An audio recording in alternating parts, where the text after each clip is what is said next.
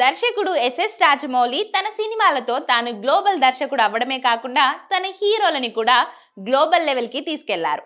మరి వారిలో డార్లింగ్ ప్రభాస్ కూడా ఒకరు. ప్రభాస్ కి జపాన్ దేశంలో బాహుబలి సిరీస్ లో ఎనలేని ప్రేమ సొంతమైంది. అక్కడ నుంచి తన సినిమాలకి డిమాండ్, అలాగే ప్రభాస్ అంటే క్రేజ్ అలా పెరుగుతూ వచ్చాయి.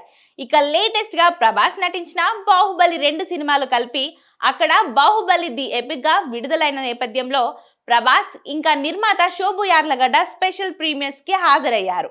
ఈ క్రమంలో ప్రభాస్ రాజమౌళి పంపిన ఓ లేఖని పంచుకున్నాడు. ఇందులో జక్కన్న ప్రభాస్ కోసం ఓ ఇంట్రెస్టింగ్ అంశం చెప్పడం జరిగింది. తాను 4 సార్లు జపాన్ కి వెళ్లి ఉంటానని, వెళ్ళిన ప్రతిసారి ఎదురైన ప్రశ్న ఏదైనా ఉంది అంటే అక్కడి ఆడియన్స్ ప్రభాస్ ఎప్పుడు ఇక్కడికి వస్తాడు అని అడుగుతూ ఉంటారని తెలిపాడు. మొత్తానికి నా బాహుబలి తన రెండో ఇంటికి చేరుకున్నాడు. ఈ విజిట్ ని కూడా నువ్వు ఎంజాయ్ చేస్తున్నావని అనుకుంటున్నానని రాజమౌళి తెలిపారు.